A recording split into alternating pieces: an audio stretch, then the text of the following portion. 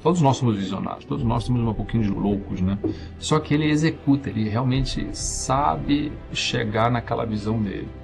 É o empresário do Brasil, é o empresário do Brasil. Ele é uma das pessoas mais brasileiras que eu já vi. Ele é generoso.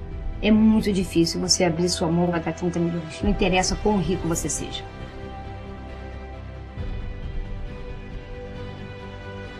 O Brasil se faz com a classe empreendedora. Somos nós que somos criadores de riqueza.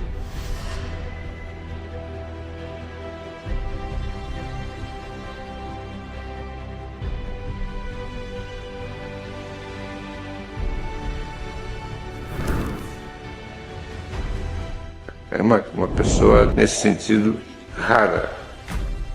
Tem uma força incrível, então as pessoas que ele acredita e que dão lealdade para ele retorna isso. Isso é uma coisa muito única do Ike. Se você quiser colocar em termos mais simples, já me superou em todos os azimutes.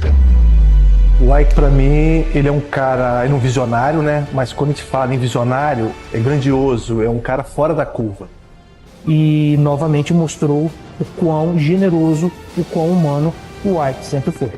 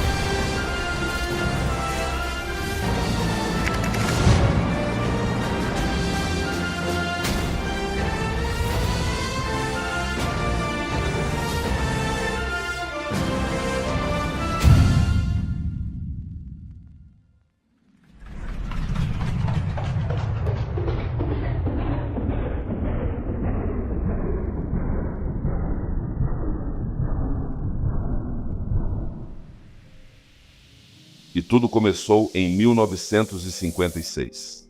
Nasci em Governador Valadares, Minas Gerais. E meu pai, na época, era o superintendente da Estrada de Ferro da Vale do Rio Doce. Morava em Vitória, eu fiquei lá até os meus 4 anos. Aí mudamos para o Rio de Janeiro, porque a Vale começou a crescer, enfim. E dos 4 anos até os 12, eu morei aqui no Rio de Janeiro, em Ipanema. Aí meu pai foi chamado para criar a Vale do Rio Doce Internacional e inicialmente foi para a Suíça. E com 12 anos, né, você tem que seguir os pais. Eu sou um de 7 filhos, sou o segundo e, enfim, passei aí dos meus 12 até os 20 entre Suíça, Alemanha e Bélgica. E o que eu acho importante explicar é o seguinte: nessa educação, primeiro que quando você é um de 7 filhos, você em casa você já aprende a dividir, né? Porque todo mundo quer um pouco mais e nunca dá.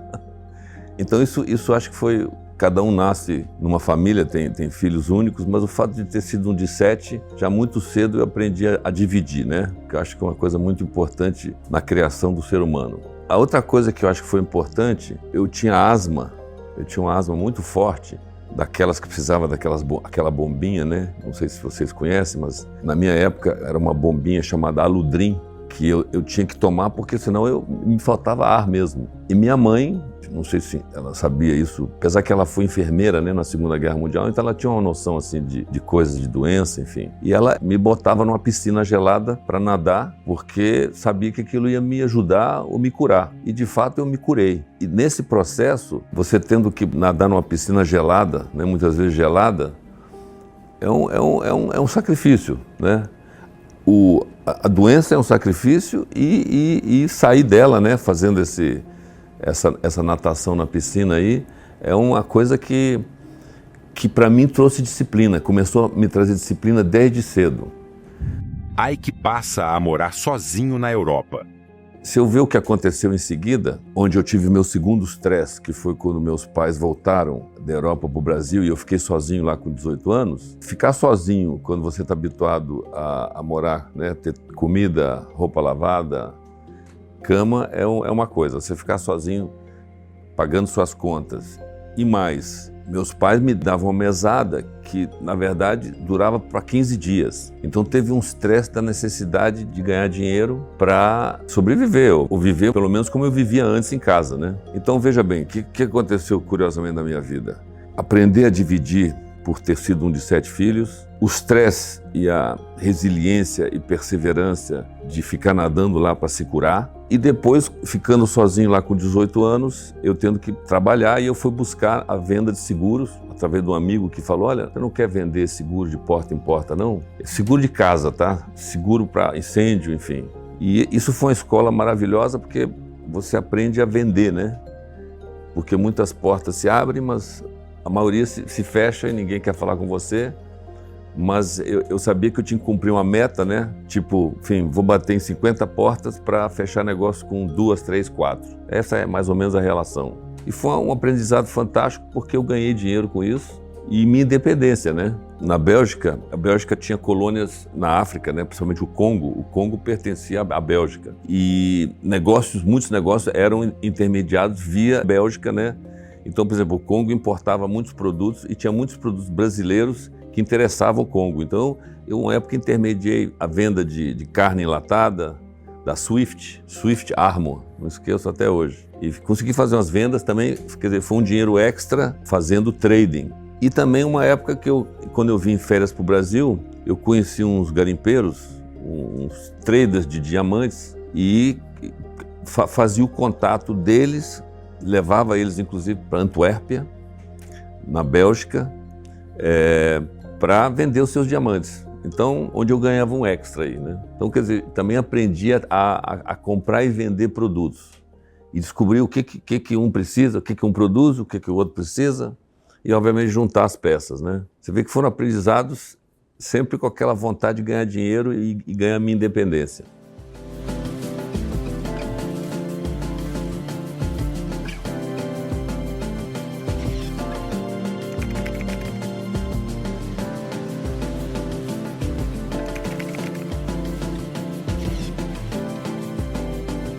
Ike toma conhecimento da corrida do ouro e volta ao Brasil. Ike Batista começou suas atividades há mais de 40 anos, negociando ouro produzido na selva amazônica e, mais tarde, operando sua própria mina, a primeira a produzir ouro de forma mecanizada no Brasil. Eu consegui levantar dinheiro aqui com duas famílias judias, era seu Aron e seu Mendel, que me emprestaram $500 mil.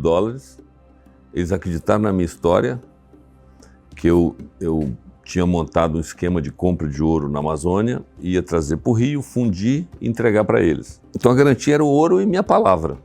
Então acho que fui um bom vendedor, né? Você vê que já cedo $500 mil é muito dinheiro, era muito dinheiro naquela época para mim. Só que, no fundo, era ouro, né? Quer dizer, não estava comprando algo perecível, estava comprando uma substância que sempre ia valer algum dinheiro. O prejuízo deles jamais seria muito grande, né? Mas, enfim, consegui aí em 15 meses, em 1 ano e meio, comprar $60 milhões em ouro e sobrou para mim 10%. Ganhei 10% nessa operação. Eu tinha um sócio na época que os $500 mil a gente comprava ouro, vinha para o Rio, ganhava 10% e o dinheiro voltava, né? Ele ficava rodando. Esse dinheiro foi só aumentando, né? Esse meu sócio era responsável pela parte lá na Amazônia, no garimpo.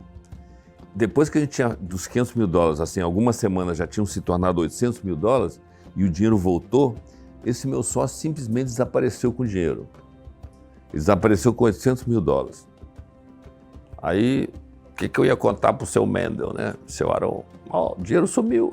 O que aconteceu foi o seguinte, eu cheguei neles e falei, seria possível me emprestar de novo $500 mil?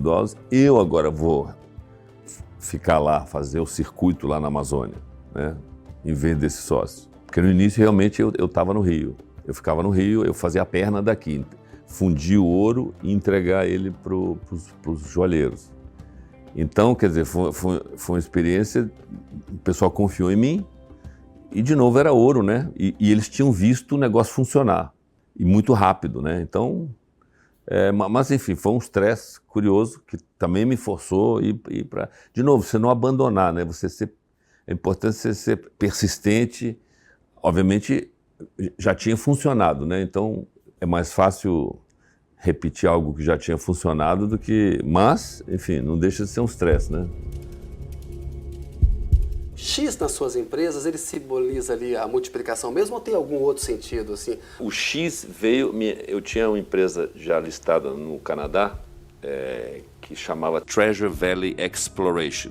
E o símbolo dela na bolsa era TVX. Muita gente achava que eu estava metido em televisão.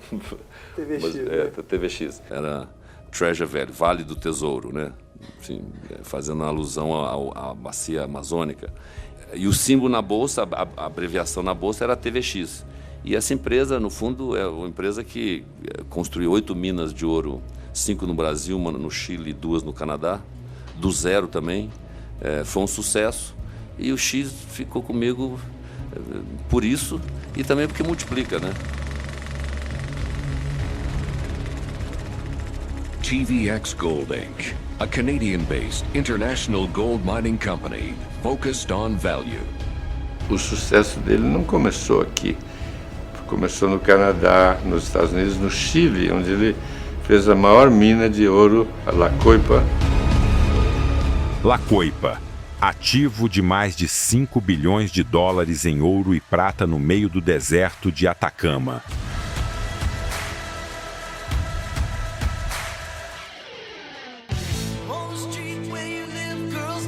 A disciplina dos esportes é a semente de você forjar o empreendedor persistente. Ike engenheirava e construía suas próprias lanchas.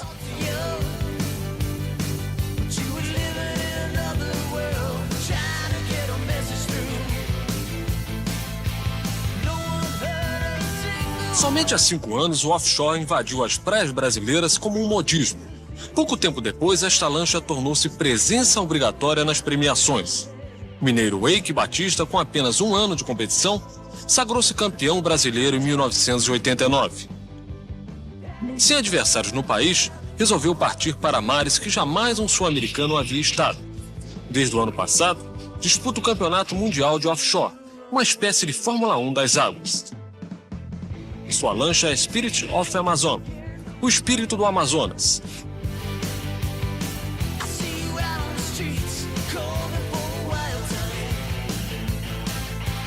Lancha é uma Apache 41,7 pés. Estou com 2 motores Lamborghini de 12 cilindros e 880 cavalos cada um. 4 válvulas por cilindro e injeção eletrônica, injeção direta de gasolina, e minhas rabetas são rabetas Kiefer.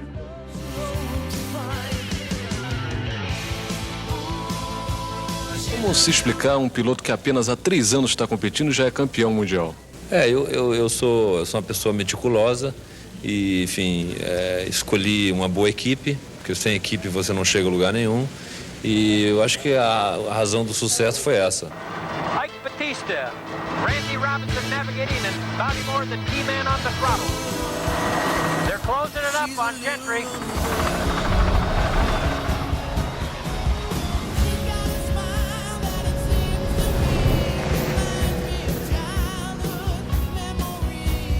E eu enxerguei isso lá em 1990, que o mundo ia partir para veículos onde você sentasse mais alto, que são os SUVs, Sport Utility Vehicles, né? SUVs. Então meu Jeep foi exatamente isso. E minha fábrica podia fazer o desenho que eu quisesse, porque eu já estava pensando em moldar com fibra, que ele era parte de fibra, parte de metal. Então as partes de fibra, você podia fazer do jeito que você quisesse. Podia fazer um protótipo com, sabe, parecendo um foguete. Fui para a Rússia, Grécia, República Tcheca, enfim, fui para o mundo inteiro. Sou um soldado do Brasil, morei fora, investi em vários países do mundo e não tem absolutamente nada igual ao Brasil como um todo. Eu faço isso para os meus, para os seus filhos, para os nossos, vossos parentes. Tudo bem, a gente ganha milhão, bilhão, mas esses meus milhões, bilhões são para serem investidos todos no Brasil. Eu não preciso de um apartamento em Nova York, aqui tudo é muito melhor.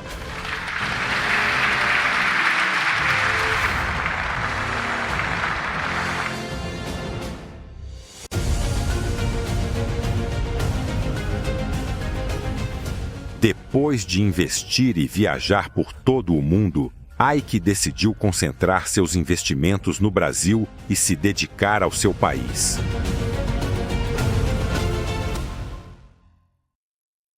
Temos o melhor jogador de futebol do mundo, a melhor mulher de futebol do mundo.